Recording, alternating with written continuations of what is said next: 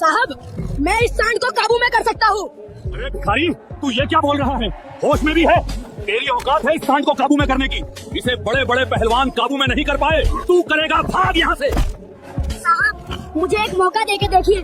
ठीक है, अगर कर दिया तो 10 करोड़ दूंगा, अगर नहीं कर पाया तो तुझे यहाँ सबके पैरों में पड़ना पड़ेगा।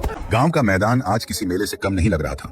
चारों तरफ शोर, ढोल की आवाज, लोगों की भीड़ और बीच में बंधा हुआ एक बहुत बड़ा सांड।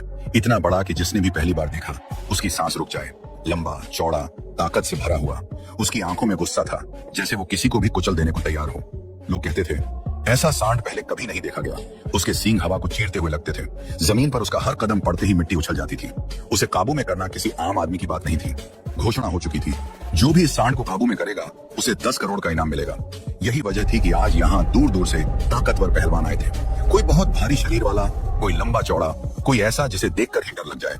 लोग तालियां बजा रहे थे, दाम लगाए जा रहे थे और हर किसी को लग रहा था कि आज कोई बड़ा कारनामा देखने को मिलेगा। एक एक करके पहलवान मैदान में उतरे। पहला गया, पूरी ताकत लगाई, लेकिन सांड ने उसे ऐसे हवा में उछाला जैसे वो कुछ था ही नहीं। दूसरा गया, उसने सांड के सींग पकड़ने की कोशिश की, लेकिन अगले ही पल जमीन पर पड़ा था। तीसरा, चौथा, कई लोग आए, लेकिन हर बार नतीजा एक ही, हार। भीड़ का जोश धीरे धीरे डर में बदलने लगा। लोग कहने लगे, ये सांड इंसान के बस का नहीं, इसे काबू करना मौत को बुलाने जैसा है। उसी भीड़ में सबसे पीछे एक दुबला पतला सा लड़का खड़ा था। उम्र करीब 14 साल, फटे पुराने कपड़े, पैरों में चप्पल भी नहीं, चेहरे पर धूल, लेकिन आंखों में कुछ अलग था। डर नहीं, बल्कि ध्यान। उसका नाम था अमन। अमन कोई आम लड़का नहीं था। वो गांव की गलियों में घूम घूम कर खाली बोतलें और प्लास्टिक बटोरता था।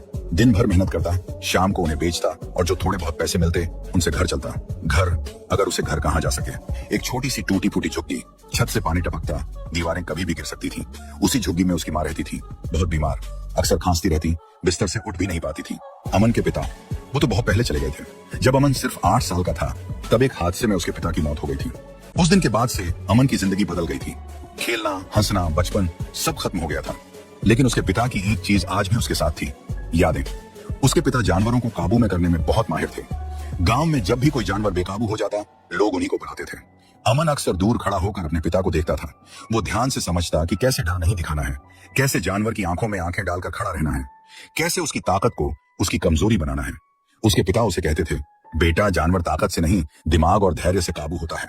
आज वही बातें अमन के दिमाग में घूम रही थी। मैदान में खड़ा वो सांड, अमन उसे देख रहा था। भीड़ नहीं, इनाम नहीं, सिर्फ सांड। अचानक अमन आगे बढ़ा। लोगों ने उसे देखा, फिर हंस पड़े। अरे ये बच्चा यहाँ क्या कर रहा है? लगता है भटक गया है, ये तो खुद हवा में उड़ जाएगा।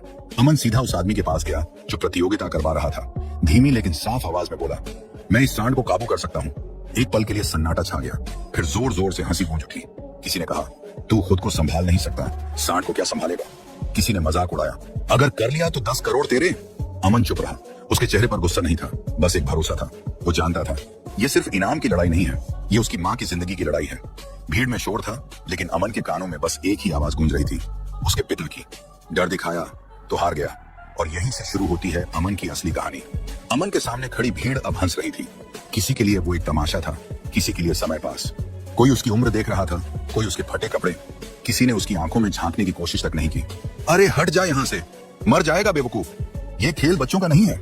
अमन एकदम शांत खड़ा था। उसकी सांसें तेज थीं, लेकिन हाथ नहीं कांप रहे थे। उसकी नजर अब भी सांड पर टिकी थी। सांड भी उसे देख रहा था।